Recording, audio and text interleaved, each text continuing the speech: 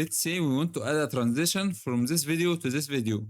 If you can see here, this video when it plays, it goes directly. It cuts from this video to this video. You see like this, nothing changed, just moves from the video 1 to video 2. But if we want to add a different effect to this change, you can come here in the middle between these videos, this video and this video, and click add transition.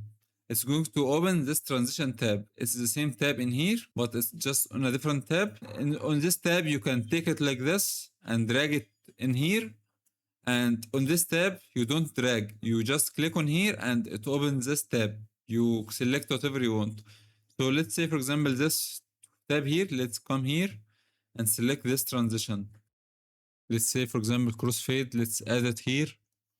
And let's go to content library. Crossfade, listen to it. Let's take it and put it below the transition.